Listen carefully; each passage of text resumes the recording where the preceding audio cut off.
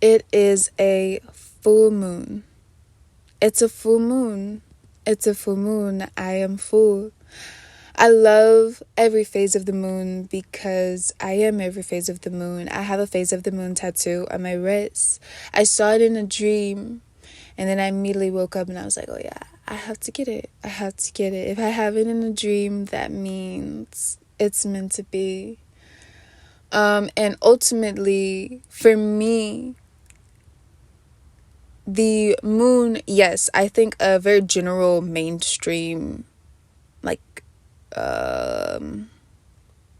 perception of the moon is that it is a symbol of the divine feminine. And I think this is just something that, kind of everyone can identify with. But for me, I feel as though it's deeper than that. I feel as though the moon is an expression of a oneness with all of creation, a unity with all that is existing, all that is happening, and that no matter what phase of my life that I'm in, no matter what transition I'm in, no matter how I'm transforming, I'm still full, always and all of the time, because the moon is always full, even when it's a new moon and she is completely and totally dark. She's still full. But I don't like using the word but. I'm working on it. I'm really working on cleaning up my vocabulary of all of the slang and words that don't resonate with me, but just there it is, but I'm bringing it back, regrouping. Regroup, recenter, come back. The moon, she shows herself in the way that she desires to be seen. And I love that she can be completely invisible yet still fully be there. And I love it. It, to me, it represents divine intervention, divine planning, divine harmony, the mother, the womb. And I just strive to embody the divine feminine in her highest expression, in her highest form, because I believe that is my purpose. There was a time in my life where I worked as an assistant teacher. I didn't work there for long because I was going through so much. Both of my grandfathers had transitioned. It was during 2020. My grandfather on my father's side, and then my great grandfather actually on my mother's side, both within just maybe a 2-year span, if that. And it was tough on me. It was tough for me, and it was something that I had to go through alone, which is a lot of things I have to go through alone. But that's okay, because it only makes me a better mother in the end, which is the point that I'm getting to. I had this revelation while I was working as an assistant teacher that motherhood is actually a purpose for being alive, for waking up every day, being a mother. And I'm really young. I'm 22.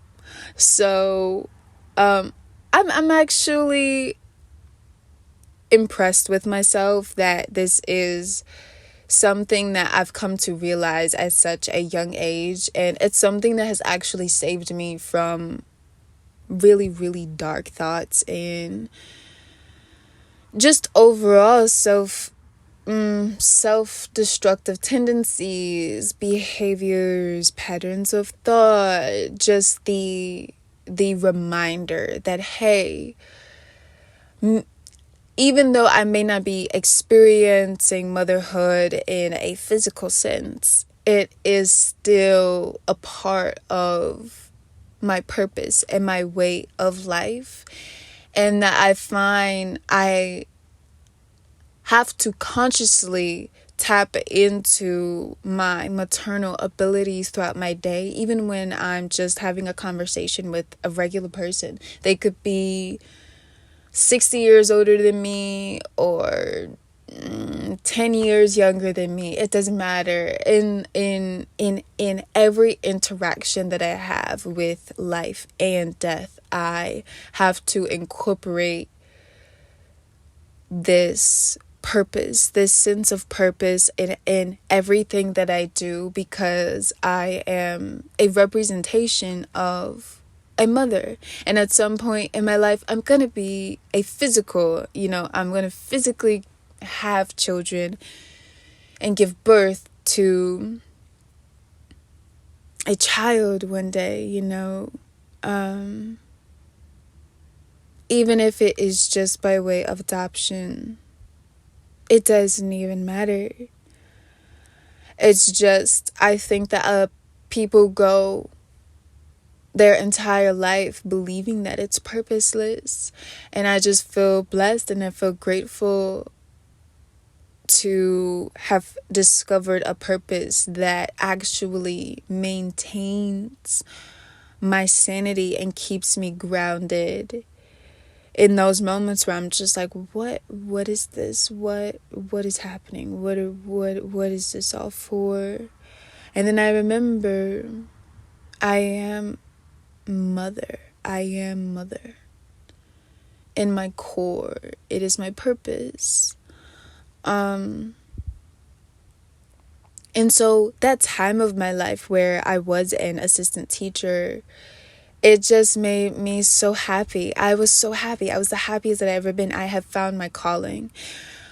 And I believe that sometimes there are things that come in, there are opportunities and experiences that come into our life that maybe we think will last a long, extended period of time, but actually are just meant to give us a revelation. And for me, I had thought that I would have that job for a long time because I had realized it was perfect for me. It was I'm getting emotional. It was perfect. It was everything. I loved waking up. I loved being there. I loved helping them and supporting them. And they were babies. They were like 4 years old, 3 years old. So yeah, it was preschool. I didn't stay there for long because I just needed time to take care of myself. And I also cared too much. And sometimes when you care too much and other people don't care as much as you do, it can really weigh on you. It can take a toll on you. And I think I had got out of the experience what I needed, which was purpose, which was a sense of purpose, which was this moment where I was just like, oh my goodness, mother, that's what I want to be. That's what I want to be when I grow up. That's what I want to do. That's why I'm here. That's why I'm still alive. And it's affirmed every single day. I'm reminded that I'm here for a reason, a reason that is greater than just myself and my own thoughts and my own being and my own reality, but that in some way I am a mother to everyone that I come across, no matter what age, no matter what they look like. When they have an interaction with me, it's important that I give an impression of myself that I feel reflects the fact that I believe there is purpose in my maternal capabilities, and the fact that I am a woman, and that I have a womb, and that I have the ability to give birth, to conceive, and to mother.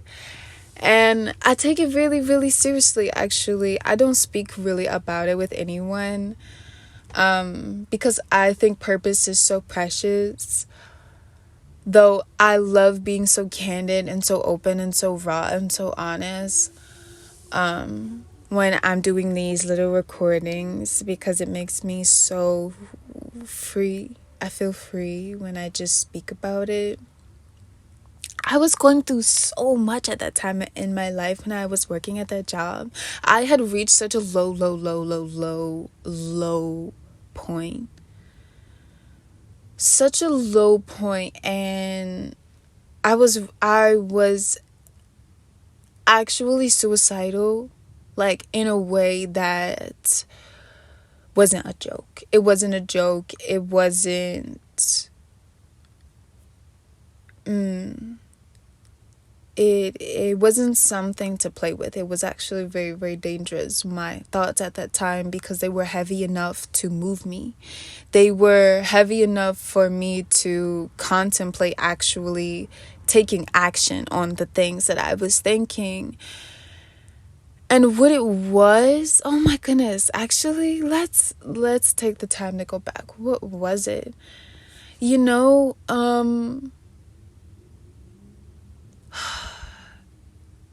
I genuinely just think that it was because I was reaching a point of realizing purpose, that in order for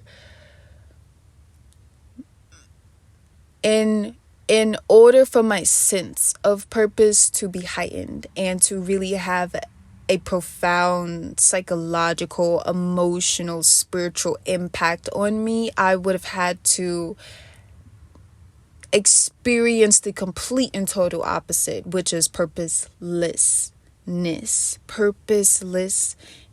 in a way that was just as potent and vivid and lucid as the sense of purpose that I would soon come to experience. And so it's balance, because I love how the universe works in that way. And I love that there is not ever a moment where truly I am a danger to myself, and that's something that I've come to understand and realize, not to fear my own thoughts, not to fear my own duality, because the duality is there to make impressions that last a lifetime. Let's talk about it. Oh, you know what? I'm going to stop there because I feel like that is the point, okay? That's all I'm going to say. Goodbye.